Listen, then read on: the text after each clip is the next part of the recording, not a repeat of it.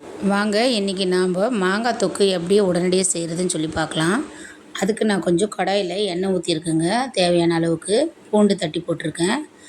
பூண்டு தட்டிட்டு கொஞ்சமாக கருவேப்பிலை சேர்த்துருக்கேங்க. கருவேப்பிலை சேர்த்து எல்லாம் பொன்னிறமாக வதங்கட்டும்.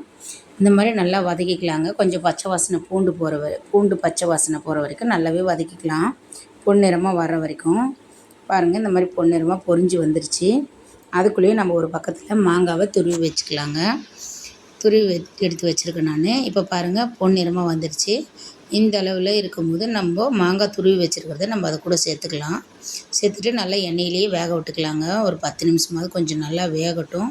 நல்லா வெந்தோடனே நம்ம உடனடியாக ஊற வைக்கல, எதுவும் பண்ணலை.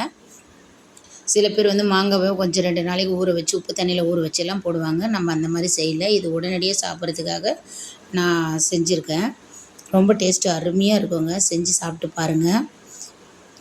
எண்ணெயிலே தான் நாங்கள் வேக வச்சிட்ருக்கேன். இப்போ நல்லா எண்ணெயிலேயே நல்லா சுருள வெந்துருச்சு. இந்த மாதிரி இருக்கிற டைமில் நம்ம தேவையான அளவுக்கு நம்மளுக்கு எவ்வளோ தேவையான அளவுக்கு உப்பு போட்டுக்கலாம். கொஞ்சம் கம்மியாகவும் போட்டுக்குங்க. மிளகாத்தூள் கொஞ்சம் சேர்த்துக்கோங்க.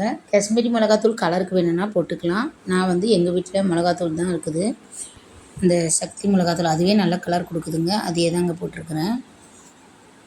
பாருங்கள், எனக்கு காரம் கொஞ்சம் நல்லா சாப்பிடுவேன். அதனால் கொஞ்சம் காரம் சேர்த்துக்கிறேங்க. கொஞ்சம் உப்பு சேர்த்துட்டேன். இந்த மாதிரி போட்டு நல்லா கிளறி விட்டுக்கலாங்க. இது செய்யறதுக்கு அதிக நேரம்லாம் ஆகாதுங்க. ஒரு 10 நிமிஷம் தான் ஆகும். கடகடன்னு நம்ம செஞ்சிடலாம். நல்லா மிளகாத்தூளும் உப்பும் போட்டுட்டோன்னே நல்லா பிரட்டி விட்டுக்கலாங்க. நல்லா எல்லாம் ஒன்று போல் சேர்ந்துடும். சேர்ந்து வந்தோடனே பாருங்கள், இந்த மாதிரி கலராக நல்லா கலர்ஃபுல்லாக நல்லாயிருக்கும் பார்க்குறதுக்கே. இப்போ நான் அதுக்குள்ளேயே கொஞ்சம் வெந்தயம், சீரகம், அரிசி கொஞ்சம் சேர்த்து வறுத்து அரைச்சி வச்சுருக்கேங்க. இடித்து வச்சுருக்கிறேன். அதையும் இதில் நான் சேர்க்க போகிறேங்க. பாருங்கள், இப்போ நல்லா சுருண்டு வந்துருச்சு. அந்த உப்பு மிளகாத்தூளோட மாங்காவோட சேர்ந்துருச்சு. இப்போ நான் அரைச்சி வச்சுருக்கிறேன். அந்த இடித்து வச்சுருக்கேன் இல்லைங்களா, அரைச்சும் வச்சுக்கலாம், இடித்து வச்சுருக்கலாம். நான் இப்போதைக்கு இடித்து தாங்க போட்டிருக்கேன். போட்டு நல்லா பரட்டிக்கலாங்க. அவ்வளோதாங்க, ஊறுகாய் ரெடி ஆகிடுச்சு. இப்போ நம்ம சுடு சாதத்தை கூட போட்டு நம்ம சாப்பிடலாம். பாருங்கள், நான் சுட சுட சாதம் போட்டிருக்கேன்.